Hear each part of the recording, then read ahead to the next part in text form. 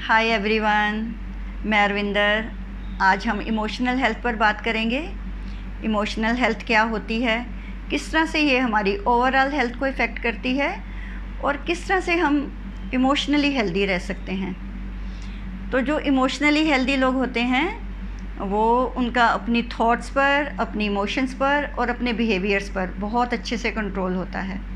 उनकी लाइफ के अगर जो कोई चैलेंजेस भी होते हैं तो उनको बहुत आसानी से कोप अप कर लेते हैं और अपने बारे में वो बहुत अच्छा महसूस करते हैं, हमेशा अच्छा सोचते हैं और जो उनके आसपास के लोग हैं उनके लिए भी वो बहुत अच्छे विचार रखते हैं। और यही वजह है कि वो हमेशा हाई स्पिरिट्स में रहते हैं, हाई एनर्जीज़ में रहते हैं और उनके रिलेशनशिप सबके साथ बहुत अच्छे होते हैं।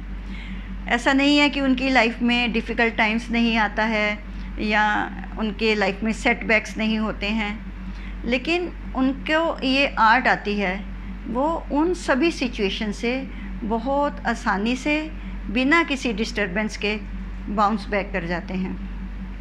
अब हम समझते हैं कि ये जो इमोशनल हेल्थ है ये किस तरह से हमारी फ़िज़िकल हेल्थ को और हमारी मेंटल हेल्थ को इफ़ेक्ट करती है।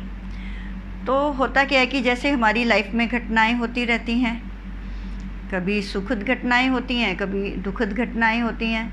जो सुखद घटनाएं होती हैं वो तो एक अच्छा सा एहसास देकर हमारी लाइफ से निकल जाती हैं, लेकिन जो दुखद घटनाएं होती हैं उनको हमारा माइंड पकड़ के रख लेता है।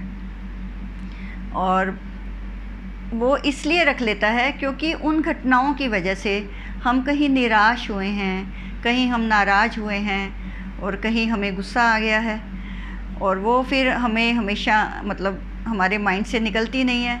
और इसके साथ साथ हमने कहीं पे कुछ गिल्ट महसूस किया है, कहीं पे हम फियर में आ गए हैं और कहीं हम जो है शेम में आ गए हैं। तो इस तरह से ये जो हमारी घटनाएं हैं ये हमारी मेंटल स्क्रीन पर चलती रहती हैं, हमेशा हमारी ये मेंटल स्क्रीन पर चलती रहती हैं और इनके जो डायलॉग्स हैं, इनके जो ऑडियोज़ हैं वो हमारे कानों में गूंजते रहते हैं। और जब हम इनको सोचते हैं तो उस टाइम हम इतने उनके साथ इन्वॉल्व होते हैं कि हम उनको सोचते ही फिर वो ही उसी तरह की सिचुएशन में आ जाते हैं जैसे ये हमारे साथ फर्स्ट टाइम हुई थी। वैसे तो ये घटनाएं एक बार हमारी लाइफ में हुई हैं और इनका कोई वजूद नहीं है हमारी प्रेजेंट लाइफ में, कोई इम्पोर्टेंस नहीं है, पर हमारा माइंड इनको छोड़ता नहीं है और हम इनको बार बार रिकॉल करते रहते हैं। और जितनी बार हम रिकॉल करते हैं तो हम बार बार उसी स्ट्रेस को, उसी जो तकलीफ़ को हम लोग महसूस करते रहते हैं। ये तो हुआ हमारी पास्ट जो लाइफ की इवेंट्स के बारे में। तो कुछ जो हमारी करंट लाइफ में, हमारी प्रेजेंट लाइफ में बहुत सारे इश्यूज़ होते हैं, हर एक की लाइफ में होते हैं। वो जो रिलेशंस को लेकर हो सकते हैं, रिलेशनशिप्स को लेकर हो सकते हैं, कुछ हमारे फाइनेंसेस को लेकर हो सकते हैं, कुछ हमारे मटेरियलिस्टिक चीज़ों को लेकर हो सकते हैं, कुछ हमारे करियर को लेकर, हमारे ग्रोथ को लेकर, हमारे गोल्स को लेकर हो सकते हैं, और जो है बहुत इम्पोर्टेंट हमारी हेल्थ को भी लेकर होते हैं, जो कि काफ़ी ज़्यादा लोगों के होते हैं। तो अब इन इश्यूज़ में हम फंसे हुए हैं और बार बार इनके बारे में हम सोचते रहते हैं और अपने फ्यूचर को लेकर भी वरी करते रहते हैं कि ये क्या है, कैसे होगा, कब होगा कि नहीं होगा, और अगर नहीं होगा तो तब मेरे साथ मैं कैसा महसूस करूँगा या करूँगी। तो इस तरह से इन विचारों को हम बार बार सोचते रहते हैं और ये विचार हमारा सारा हमारा जो रूटीन है वो भी कई बार डिस्टर्ब हो जाता है। हम इन चीज़ों के बारे में जब इतना ज़्यादा सोचते हैं, तो जब हम इस जर्नी से चल रहे होते हैं, ये सब कुछ हम सफ़र कर रहे होते हैं, तो उसी टाइम हमारी बॉडी के अंदर भी कुछ केमिकल रिएक्शंस हो रहे होते हैं और कुछ स्ट्रेसफुल हार्मोन्स हमारी बॉडी से निकल रहे होते हैं, और ये हमारे जो बॉडी का एक सेल है उसके ऊपर ये एडवर्स इफ़ेक्ट कर रहे होते हैं, बहुत नेगेटिव इफ़ेक्ट कर रहे होते हैं। और जब हम ये ईयर्स टुगेदर इसी स्टेज में रह रहे होते हैं, मंथ्स टुगेदर या ईयर्स टुगेदर, तो ये जो इनके सिम्टम्स हैं, साइंस एंड सिम्टम्स हैं, वो हमारी बॉडी में भी नज़र आने लगते हैं। हमें नींद नहीं आती है, हमारा मूड ऑफ होने लगता है, हमारा किसी से बात करने को दिल नहीं करता, घर से बाहर निकलने को दिल नहीं करता, और जो है क्रिएटिविटी हमारी ख़त्म हो जाती है। और इससे ज़्यादा जो कुछ लोग तो हैं वो ड्रग्स लेने लगते हैं, अल्कोहल लेने लगते हैं, स्मोकिंग करने लगते हैं, और इसके साथ साथ हमारी जो फिज़िकल बॉडी में काफ़ी ज़्यादा पेन्स हम महसूस करने लगते हैं। आए दिन हमें कहीं ना कहीं बॉडी में किसी भी पार्ट में पेन होनी शुरू हो जाती है। तो उसके लिए फिर हम जो है डॉक्टर को कंसल्ट करते हैं, क्योंकि बहुत ज़्यादा विचार आ रहे होते हैं, और कहीं कहीं बॉडी में जो है कहीं पैल्पिटेशन हो रही है, कहीं किसी बॉडी के किसी पार्ट पे बहुत हैवीनेस फील हो रही है। और इन सब प्रॉब्लम्स के चलते हम डॉक्टर को कंसल्ट करते हैं।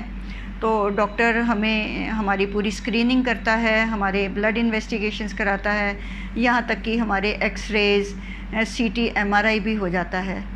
और उसके बाद जब रिज़ल्ट्स आता है तो वो सब नॉर्मल रिपोर्ट्स आती हैं, और डॉक्टर कहते हैं कि भाई आपका तो सब रिपोर्ट्स नॉर्मल हैं और आपको तो ये स्ट्रेस है।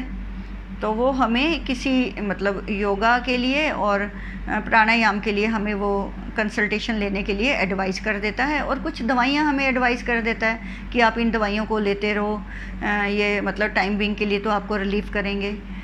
तो ये जब सिचुएशंस हमारी चलती रहती हैं, हम लगातार सैड रह रहे हैं, तो ये जो सैडनेस है ये हमारी डिप्रेशन में बदल जाती है, और जो हमारी वरीज़ हैं ये हमारी एंग्जाइटी में बदल जाती हैं। तो आप देखेंगे कि जो हमारे कितने ज़्यादा जो मेंटल इलनेसेस हैं, जैसे कि depression, OCD, schizophrenia, bipolar disorder, इस तरह की बहुत सारी बीमारियां हैं।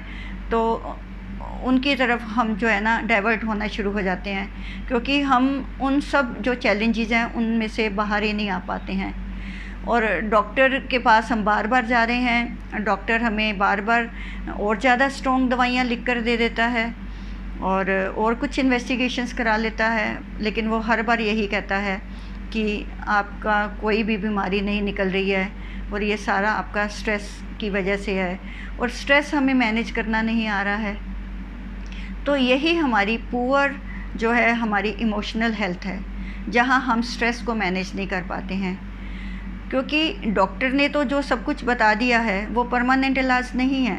जो इन सब प्रॉब्लम्स का जो परमानेंट इलाज है वो हमारा इमोशनल हेल्दी रहना है। तो हम इमोशनली हेल्दी कैसे रहें, इसको हम डिस्कस करते हैं। इमोशनली हेल्दी का मतलब है कि हमारी लाइफ में जो भी चल रहा है उन सिचुएशंस के ऊपर हमारा कोई कंट्रोल नहीं है। जिन सिचुएशंस पे हमारा कंट्रोल है उनको हमें बहुत बैलेंस होकर प्रॉब्लम को जो है 20% हम जो है डिस्कस करें, 80% अगर हम सॉल्यूशंस पर काम करेंगे तो नेचुरली हमें ज़रूर रिज़ल्ट मिलेंगे। पर हम क्या करते हैं, हम प्रॉब्लम्स को 80% डिस्कस करते हैं, प्रॉब्लम को इतना बड़ा बना देते हैं, अपने से भी इतना बड़ा बना देते हैं, हमारी सेल्फ इमेज उनके आगे इतनी छोटी हो जाती है कि हम उन प्रॉब्लम्स को सॉल्व ही नहीं कर पाते हैं। तो हमें देखना है कि हम कम से कम प्रॉब्लम को डिस्कस करें, लेकिन सॉल्यूशन पर काम करें। दूसरा क्या होता है कि कुछ हमारे सर्कल में कुछ चीज़ें कंट्रोल में हैं और कुछ कंट्रोल में नहीं है। जो चीज़ें हमारे कंट्रोल में ही नहीं हैं हम उनको कैसे कंट्रोल कर सकते हैं। कोई सिचुएशन घट चुकी है, अब हम उसको वापस नहीं ला सकते। जो नुकसान होना था वो हो चुका है, जिसने हमारी लाइफ से जाना था वो जा चुका है। तो अभी तो हमें एडजस्ट करना है ना, हमें तालमेल बिठाना है, हमें स्ट्रॉन्ग होना है, हमें नए रास्ते ढूंढने हैं अपने लिए, नए काम मतलब अपने आप को क्रिएटिव बनाना है। लेकिन अगर हम जो चीज़ें हम वापस नहीं ला सकते, अगर बार बार हम उनके बारे में सोचेंगे तो फिर हमारी इमोशनल हेल्थ का क्या होगा, वो कभी हम बेहतर महसूस नहीं कर पाएंगे ना। तो हमें देखना है, अपने आप को खुश रखना है। उन्हीं सब सिचुएशंस में हमें अपने आप को खुश रखना है, हमें अपने आप को बैलेंस रखना है, हमें अपने आप को शांत रखना है। और सबसे ज़रूरी है कि हमें लोगों को माफ़ करना है। हालांकि मतलब कुछ लोगों के लिए बहुत डिफ़िकल्ट होता है माफ़ करना, लेकिन जहाँ हम क्योंकि हम माफ़ नहीं करते हैं तो हम सबसे पहले अपने आप को परेशान कर रहे होते हैं। तो माफ़ करना बहुत ज़रूरी है, लेट गो करना बहुत ज़रूरी है, भूलना बहुत ज़रूरी है। कुछ चीज़ें जिनको हम चेंज नहीं कर सकते उनको हमें एज़ इट इज़ एक्सेप्ट करना है।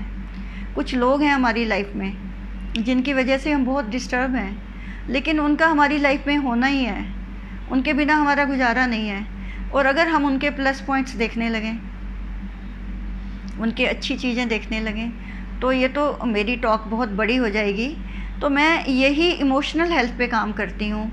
तो किस तरह से हम अपने आप को बैलेंस रखें, किस तरह से हम अपने आप को शांत रखें, किस तरह से हम चीज़ों को एक्सेप्ट करें, किस तरह से हम लेट गो करें, किस तरह से हम फॉरगिव करें। तो ये मैं अपनी आने वाली वीडियोस पर ये सब कुछ आपके साथ शेयर करने वाली हूँ। तो आज की वीडियो में इतना ही। तो आप इस वीडियो को ज़्यादा से ज़्यादा लोगों से के साथ शेयर करें, जिससे काफ़ी लोगों को इससे बेनिफिट हो। तो मिलेंगे अगली वीडियो में, तब तक के लिए गुड बाय।